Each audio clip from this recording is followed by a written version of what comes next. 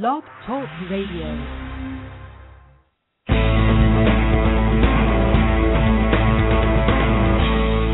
Welcome to Sex, Lies, and Consciousness with your luscious hostess, May Vu, broadcasting live every Monday at 12 noon Pacific Time.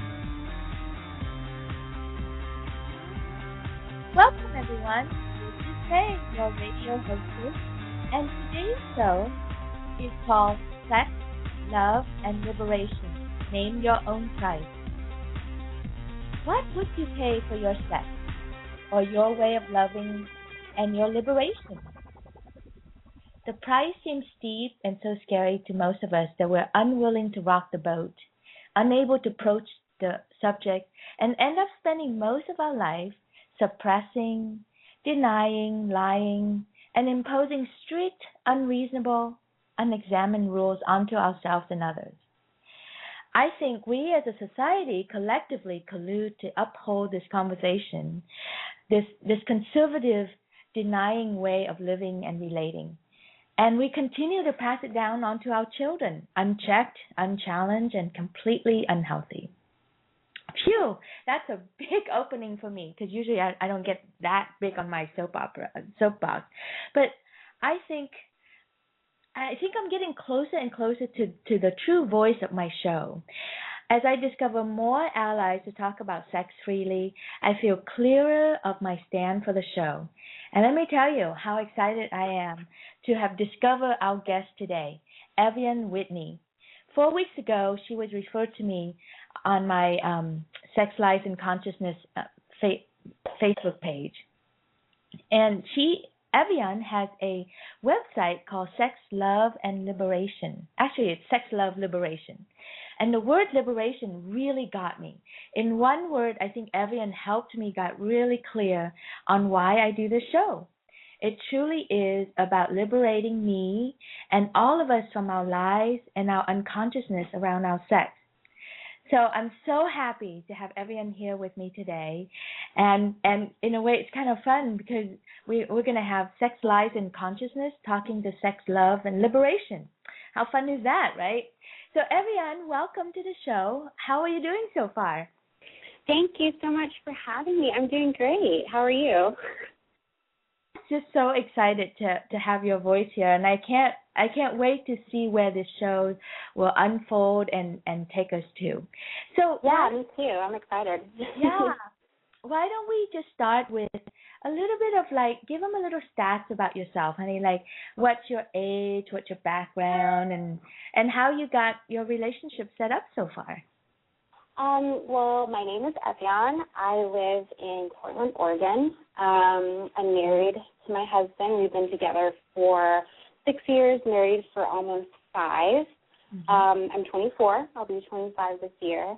And I got into my work based on this desire to speak openly more about sex. And basically because I wasn't really given that kind of background from my own family. We weren't able to speak about sex and sexuality very open. So I guess you can say it was with a bit of rebellion and a little bit of craving to have some sort of sexual awakening that I decided to create Sex, Love, Liberation and sort of speak about the things that are going through my mind and kind of the challenges and the experiments that I've been dealing with when it comes to sex and sensual expression and stuff like that. So, yeah, it's been fun.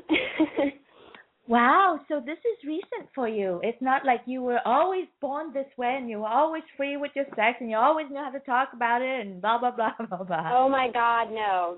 Oh, my gosh. It's so funny because I had a personal blog called Apricot Tea for 3 years, and in that process I did, fashion blogging and just very whimsical photography style postings, and I closed down that blog so I could be a full-time writer at Sex, Love, Liberation, and people are like, oh my gosh, this is like a total 180. I recognize you because I recognize your writing voice, but this is not you.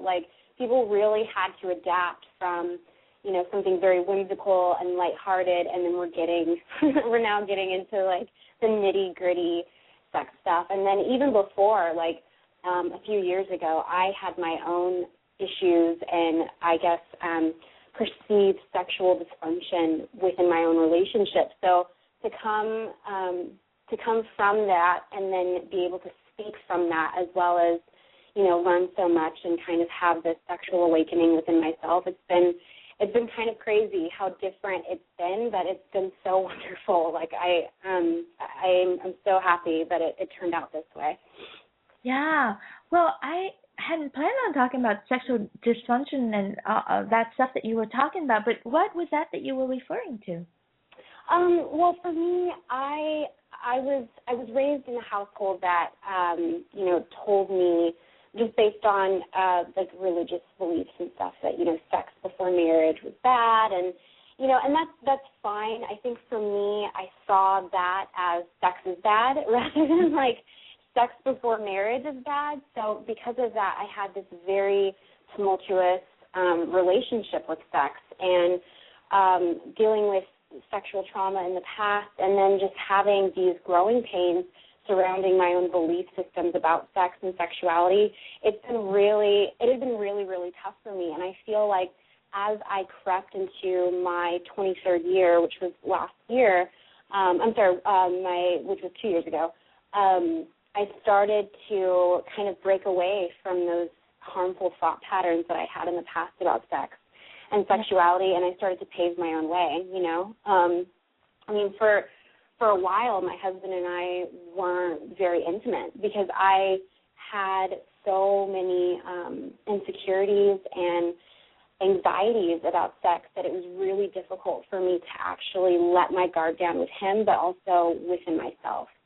So those are kind of like the sexual dysfunction things I'm talking about. And really, I say sexual dysfunction sort of like in a sarcastic tone, because I really don't believe that people have sexual dysfunctions. I honestly think that because of the way that we have been taught as a society and just conditioned, like we see women as these like what's it called, like dysfunctional or you know, like broken type of sexuality. Is like men have it all figured out, but women, they're so fragile and pure, and you know, maybe a little sloppy or awkward with sex.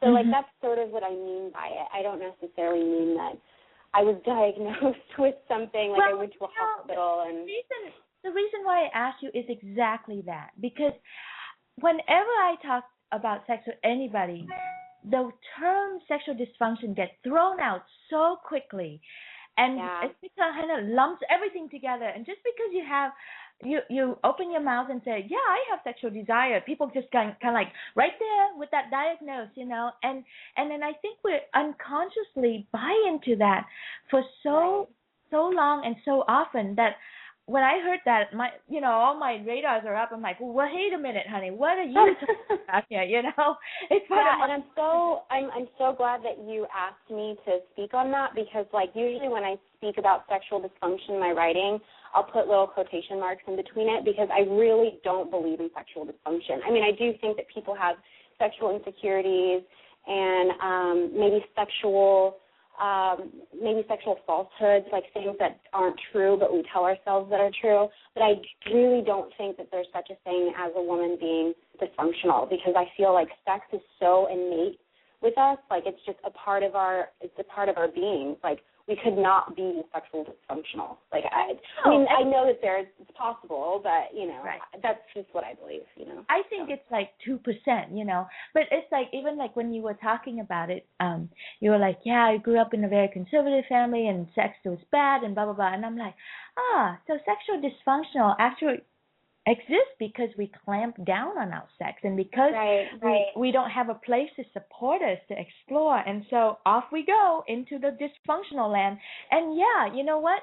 If you suppress your desire that long and that hard, and you're not honest with yourself, hell yeah, it becomes a dysfunction. But it's not because you're born dysfunctional. It's because you weren't supported to understand who you were.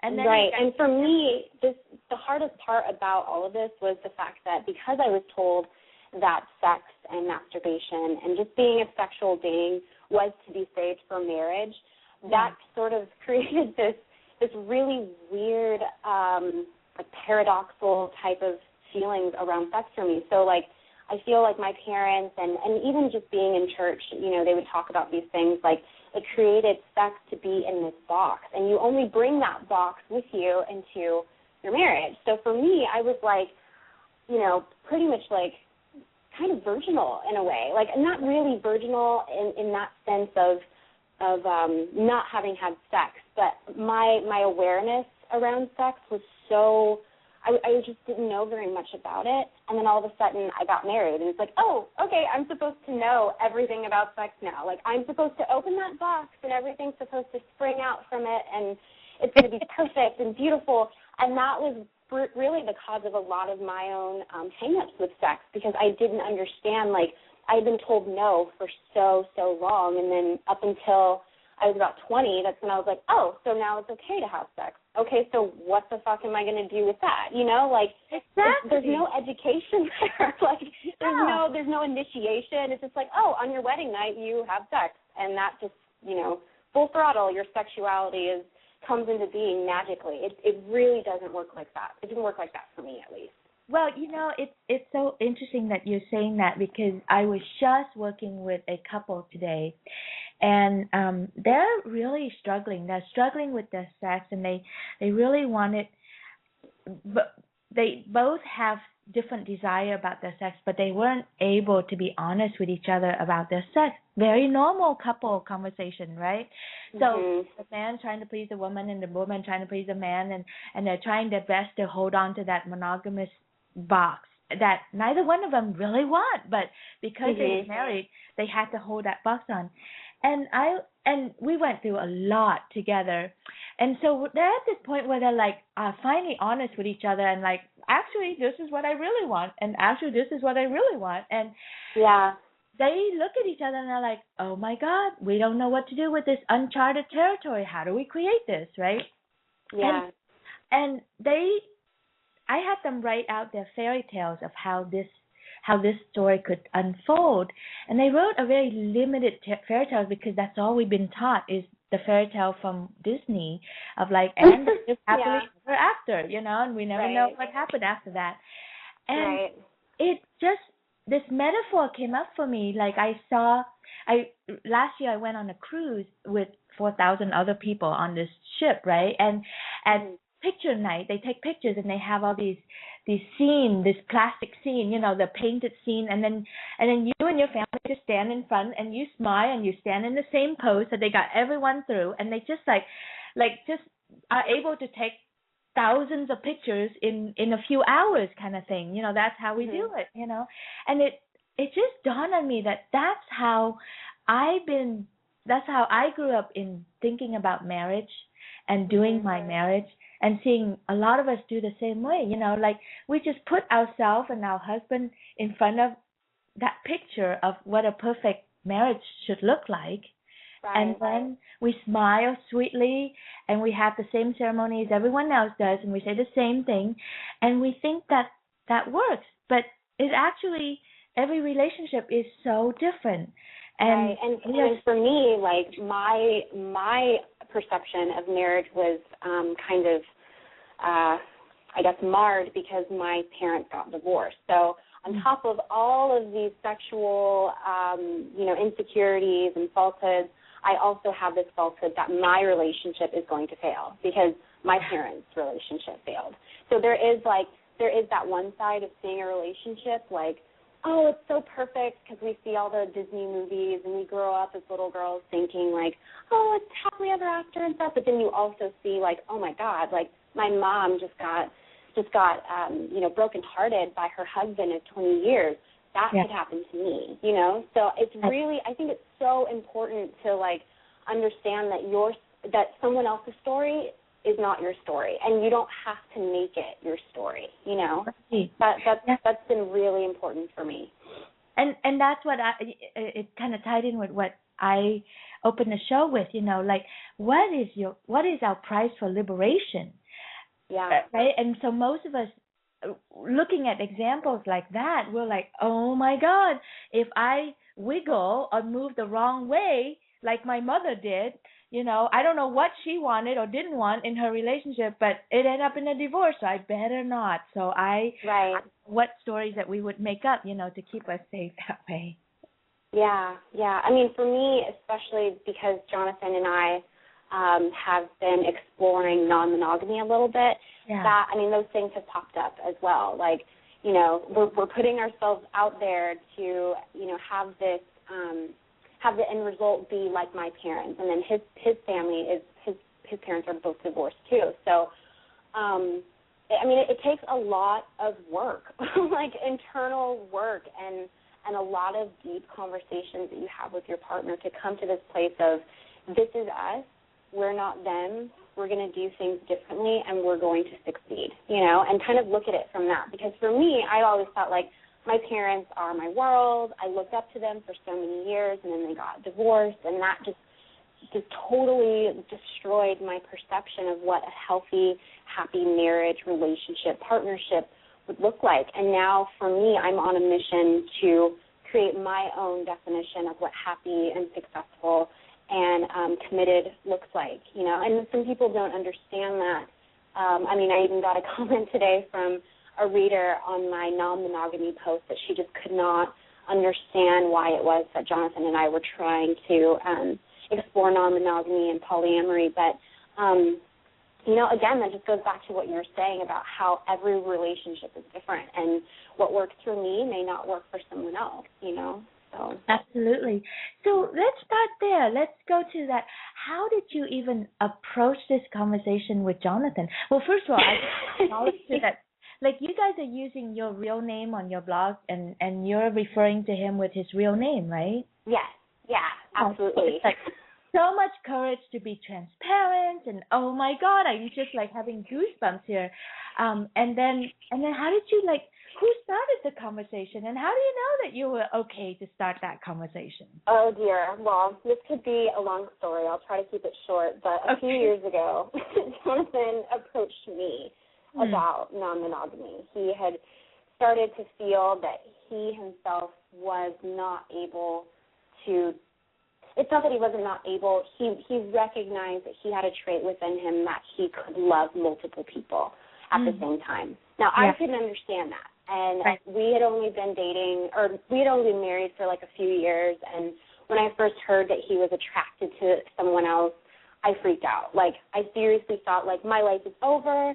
The story that my mom and dad lived, that's going to be said to me. Like, it's all happening. We're going to get a divorce. And it was a really, really tough time for me because I had never heard of the word polyamory. I had never heard of a concept of loving someone, and because my parents' relationship broke up because of infidelity, that just was a huge trigger for me. Like, I was like, oh my God, my world is coming to an end. Like, it was awful. It was really bad. So, but I started to do some work within me and actually do some reading. I think some people think, like, when they hear things that they don't understand, they automatically jump to conclusions. But for me, like, after I hit this period of being, devastated, I was like, you know what, I'm not going to jump to conclusions. I'm going to do the research. So I started reading some books. I first read Sex at Dawn, which talks about how humans might not be able or might not be capable of monogamy because biologically that's just not how we're wired. And then we started reading The Ethical Slut. And from there, like, my eyes about love and possessiveness opened up a little bit because I realized that a lot of relationships are formed on this idea of possessiveness. Like, I possess my partner. I own him because he's my husband. And that took a lot of work to break through. That was exactly one of my questions for you. I'm like, honey, how did you break through the queen bee syndrome? Like the need to be the one, the center of attention, the need to own and know exactly what your man is doing and it's just like, don't come into my territory kind of place.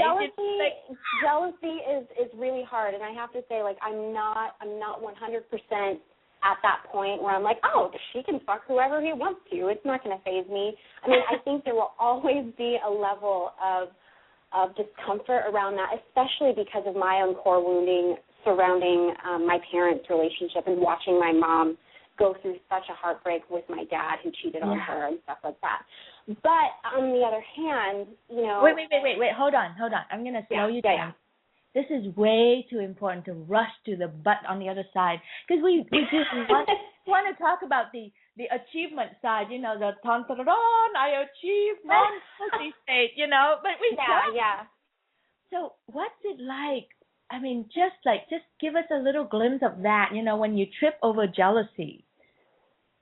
Oh my God. I think that's what really sent me into hysterics when you started talking to me about polyamory, because I instantly felt like my place in his life was being, like, it was being threatened, you know, by this other person. And I mean, I feel like jealousy is ingrained in us, but I also feel like we learn jealousy. So for me, like, because I watched my mom go through these, you know, this whole emotional, heart-wrenching, despair type of relationship with my father, like, I sort of felt myself coming to him and feeling that same anger as if like mirror images from my mom. So you really are a product of your environment, because I don't even think I was reacting from my own rational understanding of it. I think I just sort of said, oh my God, my mom would totally freak the fuck out. I remember she did that, so I'm going to do that too. Like, this is something that I should freak out about. And, you know, for a while it was hard. It was really, really hard. Wow. Yeah. Oh, that's so great. That automatic, oh my gosh, I think this is how I should freak out. It's so important. It's like, oh, it's so unconscious, you know, and it's by us, but it's like, well, that's just how it should be, rather than, wait, do I have choices around this? And would I be kind of crazy and insane if I don't freak out about this? You know, everyone else freak out about it, and they play the victim card. Why shouldn't I, you know? So, exactly. And that's another thing about polyamory, too, or monogamy, rather. Like, we see monogamy as, like, the norm, because everyone and their mother is in a monogamous relationship, or so we think. But honestly, like, we don't have to follow that template. You know, we don't have to be in that mold. We can create our own relationships and have it work for us, as long as we are healthy about it and we are safe, and we come into it with a lot of honesty and knowledge and wisdom surrounding these things. Like, I really think it's possible. I don't think it's possible for everyone, because, I mean, again, I also think it's a personal preference too. I just think some people don't want to share their man or their woman, and that's fine. You know, there's nothing wrong with that. And for me, I'm open to anything. I mean, at this point, he and I are very open. I don't know what's going to happen, because we're not in any situation right now that would even classify us as being polyamorous, but we are open to it. Will we be open to it in 5 years? I don't know. I mean, we may decide to close ourselves up for the rest of our lives, you know. So we're just open. You're in that beautiful state of, like, theoretically we're very open to it, and we're inching our way closer. And then when we do it, our life blows up, and then we're like, who did this? Yeah. I mean, we won't really know what it's like until we're in the thick of it, and we haven't been in the thick of it. Yeah. But I will say that we've had a lot of discussions, and we've had a lot of, I'll say, near misses when it comes to being in the thick of it. So I feel like we're pretty informed, and we know what we're getting ourselves into. Well, what I love about what you're saying is that this world takes a lot of communication between the two people. We can't get to this world from the old mindset of, like, secrecy and affairs and hiding and lying to each other. Right. I mean, to make this world work, you have to do what you're doing. Take a lot of time talking about it. One person will go sideways. The other one has to learn patience to really listen and watch, you know, and witness this thing and not try to fix them and not make yourself wrong. And it's a lot of repetitious to get this ready to bring in a third person. Right. And the biggest lesson I've learned about all of this, about discovering that Jonathan was capable of loving more than one person, and I realized something that I don't think my parents ever told me about marriage, which was that when you're in a marriage, like your self-growth and your self-development and your experiences, they don't stop. Like, you still continue to grow as an individual. And I think part of the reason why relationships fail is because we think that when we're together, like when two people come into a relationship, all their self-growth stops, all their self-development stops. They're now one entity, and they think with one brain, and it almost sounds a little creepy, but, like, it's true that we are individuals. And I had to take a step back and realize that this is who Jonathan is as a person. Like, I can't hold him back from that. Just like he is open with me experimenting or exploring bisexuality. Like, that's me as a person. I would still be that person without him. So we're in a relationship where we want to see each other grow, and we want to help each other through that developmental process.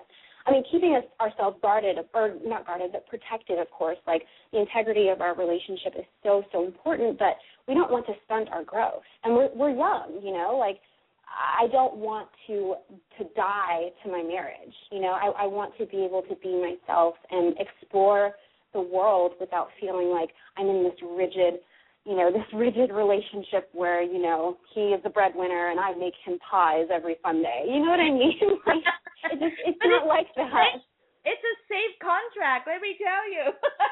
Everybody knows what everybody's doing. Nobody's getting out of order. We have a straight that we walk. Yeah, no, that's boring. I'm sorry. I'm not like that. Like, some people, they're good. I'm not like disrespecting anyone who have lifestyles like that. But for me, like, it's so important that I myself continue to grow apart from Jonathan, and he supports my growth, and he pushes me to continue growing, and we're growing and we're walking this path together. And I'm so happy that I have that with him, because I realize that it's a huge blessing. Not many people can be in a relationship like that where they can be fully and completely themselves without feeling like they need to be this specific role of wife and mom and daughter, and you know what I mean? So it's been amazing. Well, I think what you're saying that I don't want to make the monogamous world, make fun of it either. I'm actually in a monogamous world right now, and I am also negotiating so that, because I have that feeling inside me too, the capability of the knowing that I'm capable of loving another human being, not just one, but several at a time, maybe not in a life partner way, but in a moment way. Like, I don't lose the love for you just because I feel love for another human being right now. Right. In fact, it actually adds to it, and that conversation, is rare in the models of relationship that I've been exposed to. I don't hear people talking about that, and if I get a glimpse of those conversations, it's usually, because they're gypsies, or because they're unable to commit, because they're sexually dysfunctional, people. Right. And so I want us to slow down again to talk about this capable of loving another human being. What the heck is that? Well, I think, and I can't speak for him, but I do know that based on based on my own understanding of non-monogamy or polyamory is the idea of open love. Now, not open love. Open love doesn't mean like everyone piles into a corner and we all start having sex with each other. It's more this understanding that love is infinite. Love is infinite for all people. The way that I love my mom, I can love my sister at the same time. You know what I mean? Like, we have children. We can love our children with the same amount of fierceness, maybe not on the same levels on certain days, but we love them intimately, emotionally as much as the other. So we are accustomed to loving people constantly. I mean, I love my friends, I love my aunt, I love my grandmother, I love my husband, I love my sister. I have so much love that I'm able to give out to people. But the only thing that holds us back from that, the only thing that we cannot give our love to is in a romantic, sexual life partnership relationship. And I think that there's something wrong with that. I think it's kind of like a contradiction. Like, I can have 7 sisters and love all 7 of my sisters at the same time in the same way with the same fierceness and devotion, but I can only have one husband, and I'm not allowed to love any other man or any other woman romantically, sexually, intimately, sensually. Like, it's silly to me. So I realize that, I guess when I say that someone is capable of loving other people, I mean it exactly like that. Like, when we really think about it, we are capable of loving multiple people. We do it every single day, but we don't do it in our relationships. And that's a personal preference. I understand it because it gets really tricky and crowded and kind of complicated when you bring in another partner into your bedroom or into your heart space. But I do think it's something worth exploring. I do. I mean, I think that if we're so conditioned to have 7 or 12 or 3 BFFs that we can, go on a trip with, like, why can't we do that sexually or intimately? Well, yeah, because when I practice that, what happens for me is my heart opens up. When I practice monogamy, my heart actually closed down. Because in order to keep the rules of monogamy going for me, I'm not speaking for other people, but for me, I have to really shut down and only pour love onto this person. I can't just pour love everywhere. It's inappropriate, right? And so I shut my heart down to be a good monogamous player. When I'm in a multiple relationship, I have to actually, in order to be good at it, I have to open my heart up and get real good at paying attention to everyone that I'm involved with, to really honor them and respect them so that nobody feels left out by me. It's actually a lot more work on my part, Yeah, it is. And to be responsible and respectful and communicate and, oh my God, it's exhausting sometimes. Right. But it's good for you. It's good for you. I always say that when you challenge your capacity to love, you strengthen it. And that's sort of the area that I'm coming from with it. Because I think you, nailed it when you said that when you're in a monogamous relationship, you feel like your love is boxed, very compartmentalized. You love this person this way, you love that person that way. I think it's more of a challenge and it's more life enriching to actually break past those boxes and find that you love people in different ways. And again, we do it with family members, we do it with our parents, we do it with our siblings. We are capable of doing it with romantic partners, and that's something that I'm exploring. So, I don't know. We'll see how it goes. I'm going to take a quick break, and then already half an hour has gone by. Zoom, and I know. Quick break, and then I'll open the line and include anyone else who'd like to call in to the show and voice your opinion. Any side of the conversation is great. The number to call in is 646-200-0813, 646-200-0813. All right, and then when we come back, we'll talk about what price have you had to pay, and then what are you getting on the other side of that price, okay? Sounds good. All right, here we go.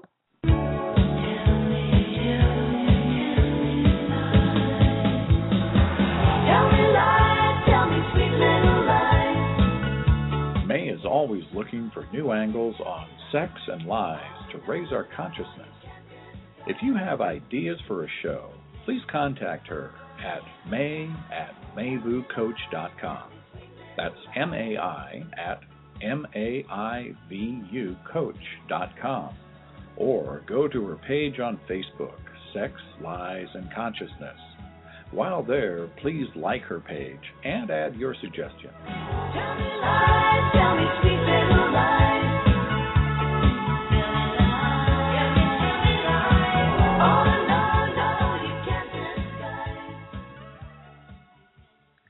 And we're back, and we do have one of my most loyal listeners. Oh, he dropped off. I was just going to say Stephen is on the line, and he just his phone just got disconnected. So bummer. That's okay. He'll come back. He's been listening in the whole time. That's kind. Yeah. So I read on your blog that you had Was that your first encounter with a woman that you were considering? Yes. That was one of them. Tell us about that. The thing that didn't make it onto the blog. It's very awkward. I'm awkward, so This is so awkward. It's an awkward place. Yes. Yeah, well, for me, I'm not very good with flirting. I realized that after this whole ordeal. I managed to get my husband, which is great. I mean, he always jokes and tells people that he didn't even know that we were going to be dating because I was so shy and kind of reserved and just very sweet and smiley that I didn't really make my intentions known. So I tried the opposite of that with this person that I was trying to see, and I was very forward and forthcoming, and it's awkward. It's not something I'm used to. I kind of laugh at it now because looking back, I probably didn't make the wisest choice in picking up on someone that worked at my grocery store because I see her now a lot, and it's really awkward. And she was supposed to call me, and she never called me back, so which is fine. Like I'm not offended at all that she didn't call me, but there is a bit of like weirdness around that. Like, oh, okay, well but I still see you though. Like you're alive. You just So anyway. Oh. Well, I'd love to support you to get over that awkwardness. You know, I mean, like you don't need to carry that with you, honey. It was beautiful. Well, you know, you learn by doing. So for me, I think I just need to do it more. I'm not very accustomed to picking up on people, and that's another thing that I'm learning with this whole exploring, having, I guess, same-sex relationships with people. You know, as women, like I feel that we are very much in this role of, you know, we are the ones to be conquered and to be sought after, and we just sort of sit back and look pretty and blink our eyes and wait for the men to approach us. But for women, like, if you're seeking another woman, like, that's like two negatives. Like, you're both sort of waiting for someone to approach you. And so for me, like, that's the biggest challenge, is breaking through that social role of, oh, I'm the girl, so if he likes me, he'll call me and he'll make an effort. I actually have to break past that and say, oh, did I really like this person? So I'm going to make an initiative, and I'm going to be a little aggressive, you know. So it's so it's precious. So you're kind of like going for a 2-for-1 kind of prize right now, right? Not only are you attempting and learning to have an open relationship with your husband, and then you go and explore bisexualdy and going for a woman and learning how to work with that. That's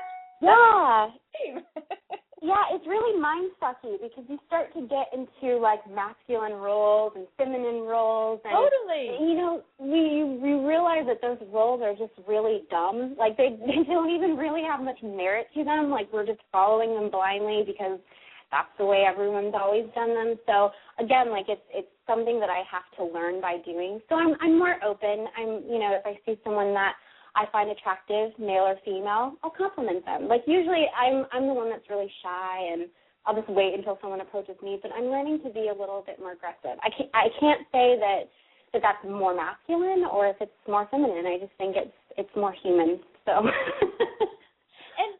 And speaking of human and learning, what are you getting from expanding yourself into this place? Oh gosh, so much, right? Like, where do I begin? So much. I mean, it really challenges every aspect of my personal life, even down to my family. I mean, when I sort of came out as being able to find women sexually attractive. I hate saying bisexual because I feel like it's just a gross word. I'd rather say that I have a fluid sexuality. Like I just love people. But when I talked about this on my blog, my parents read it and my sister read it. Like they read my blog regularly. They don't say that they do, but I know that they do. So it put a rift between us for a little bit, and I think at that point I was made aware that my personal choices and the way that I live my life can deeply affect the people that love me and the people that don't understand. And I've had to learn not necessarily to censor myself, but to choose to share those things with them if I know that they can handle it and they're not going to freak out and worry that I'm going to go to hell or whatever, you know. So this is the price, isn't it? I mean, that's the price. The contentious price with your family is just humongous, and it's so sharp. Yeah.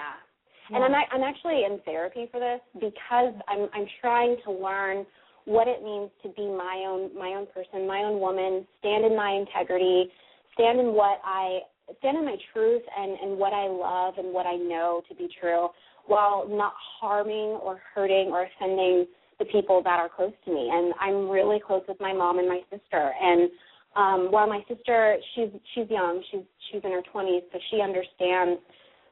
She's more liberal, I guess you can say. But my mom, you know, she's in her 50s, or she'll be nearing her 50s, and she's got her own set of ideas, and that's okay. And I just need to be mindful of the things that she is exposed to, and the things that I tell her, because I'm very blunt. I'm not blunt in a way where I'm rude or disrespectful, but I like to tell people who I am, you know. I believe in being very open, and I don't want to hide my lifestyle or my beliefs or whatever it is that I'm working on. So that's been a challenge. I've been trying to, I guess, reel it in and play with it and see how that goes. But for now, it's been good. I think I've got some stuff accomplished. But yeah, I guess you could say that's the price.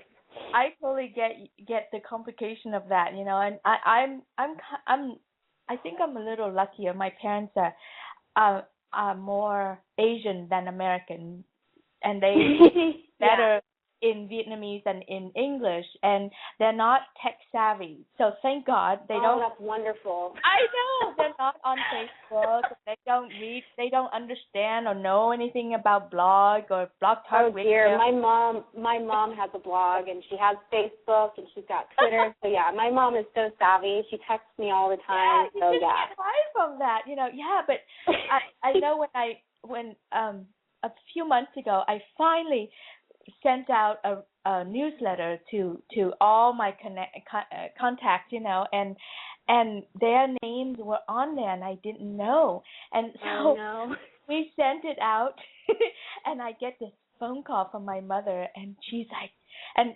on the newsletter, you know, it has the beautiful image and the word sex, lies, and consciousness on there, you know, big thing that May's doing, and my mom called me like, what are you doing out there? And why did you drag us into this dirty mess of yours? And oh my gosh! In our face, we don't want to see any of this. We don't want to know this part of you. And I just like freaked out and I panicked and I'm like, oh my God, I'm so sorry. I'll take your name off the list. I'm so sorry. And then I hung up and I'm like, what the hell was I so sorry about? You know, why did I be so ashamed and so embarrassed that they know? So I have conversation about sex openly and healthily, and people around the world listen to this, and it's a good thing. I mean, like, what am I doing that's so wrong, you know? Anyway, I sent an email just kind of explaining that. I'm like, I think you would be proud of me more than shame of me. So, you know, but anyway, I stopped sending them my newsletter. I actually had the same thing happen to me once. I, like, posted on Facebook that I went to this porn film festival. It's like independent porn.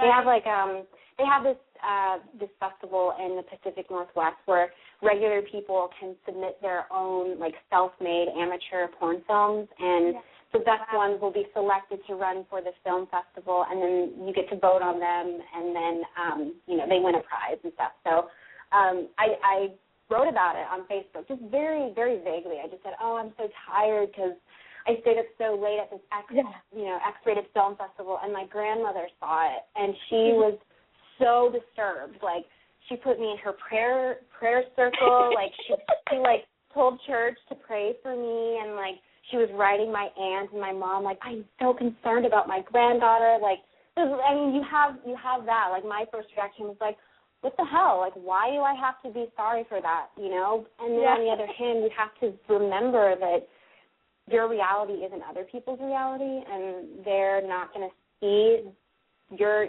not going to see through your eyes, because my grandmother's been on this earth for 70 years. Yeah. I find it very, very hard to believe that she'll be able to be all of a sudden okay with the fact that her granddaughter is going to an X-rated film festival, you know? So you kind of have to, I'm learning to treat those things very lightly and delicately. So, because I don't want to give my grandmother a heart attack. Well, you know, I'm with you on that one. You know, it's like people always ask me, well, why don't you tell your parents? They need to catch up with what you do, you know, blah, blah. And I'm like, no, you know what? That's not their contract in this lifetime. Their contract is to have life and sex the way they've had it, and that's enough for them. They're now, you know, winding it down and, like, wanting to exit in a nice, pretty way so that they can go and eat their God. That's not my contract, you know, and so it's not my job to shove what I do onto them. And I'm not taking it from them. I just don't want them to have to do some personal growth work that they didn't contract for.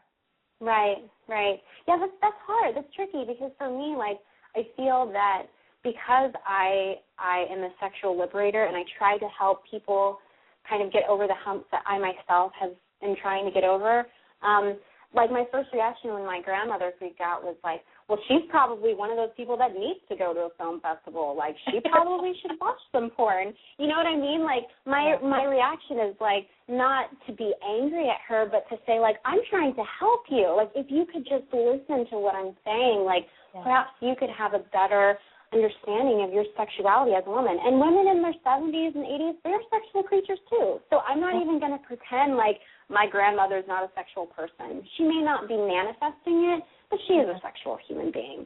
So for me, like, it's hard, you know, it's really difficult to, like, do your work and, like, help the world, but also be very, like, careful and they're kind of selective about what you say and what you tell people, you know, especially with someone like your grandmother. It's hard. It's really tricky. Anyway, so what's next for you and Jonathan? Oh dear. I think we're just going to continue to do what we're doing, which is live life day by day, second by second. Have no expectations, because I've learned that the hard way. Don't have any expectations. So quickly. You know, and then also I think just to continue to nourish our relationship. I think for a while there I started to get so caught up in this, you know, I have to seek out another relationship, an external secondary relationship, that I forgot to nourish and nurture and take care of my primary relationship, which is with him. And I think the most important thing for us right now is just to continue what we've been doing, you know, to continue loving each other unconditionally and having these very intimate discussions about something as tricky as monogamy and just be ourselves and continue to grow, you know. I think so often we, like, get caught up in the what ifs and the fantasies, and, you know, we forget, like, we are here now and that this is our reality now. And so for me, I think that's what's going to be on the plate for now.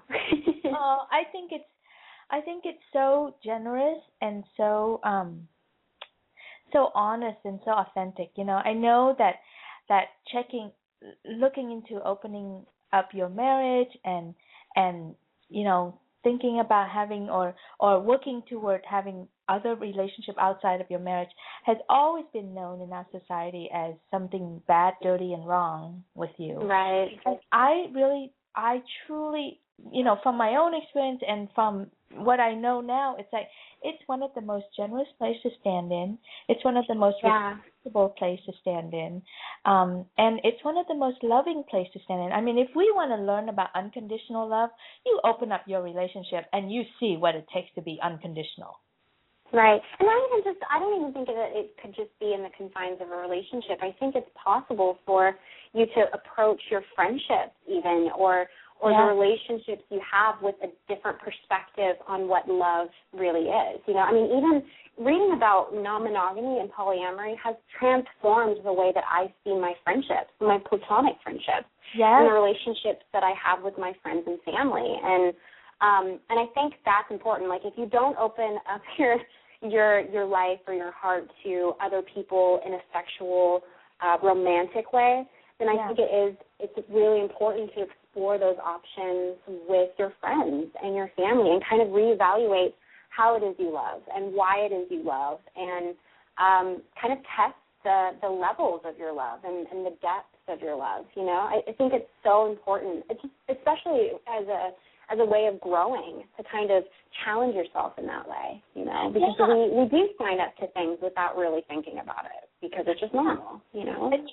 you just remind me of this inquiry, you know, this question that is so important to take on. It's like, am I loving right now or am I controlling right now? Right, yes. Oh, my gosh, yeah. Yes, that is a great thing to ask yourself. I'm trying to control and protect myself right now. You know, it's such a question.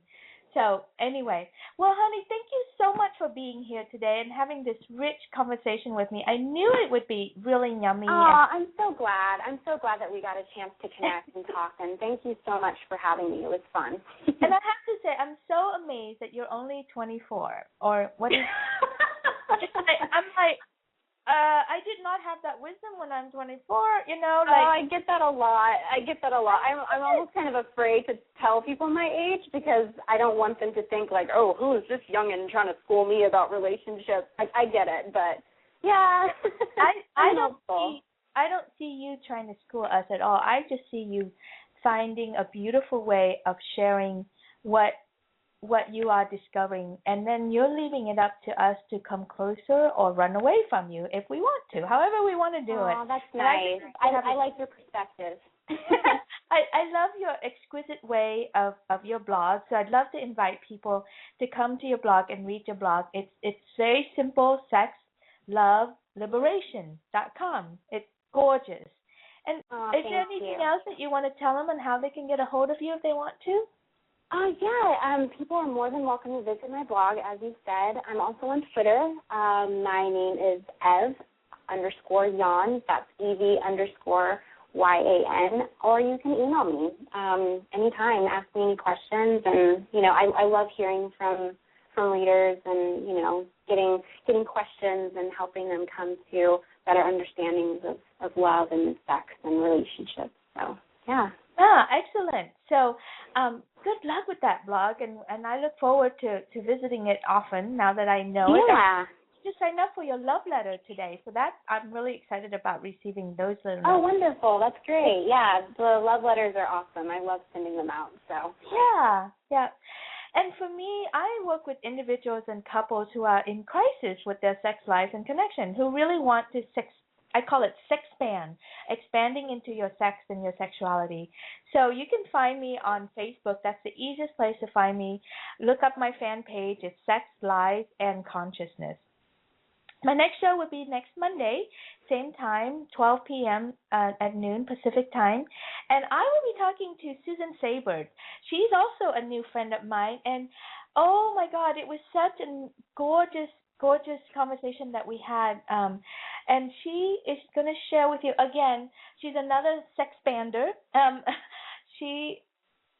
Her story is very similar to this, except for she's going to share, like, how did she bring in a new man into her 22 years marriage. I thought that was like, wow. And she's so down to earth and so relatable. So I can't wait to grab that story out from her and talk about that. Thank you so much for listening to my show, Sex, Lies, and Consciousness, the voice of healthy sex. My ultimate goal is to help us get a hold of our sex, own it, play with it, have power over it, and let it fully serve us and bring us joy and freedom. Talk to you next time. Have a wonderful week. Bye.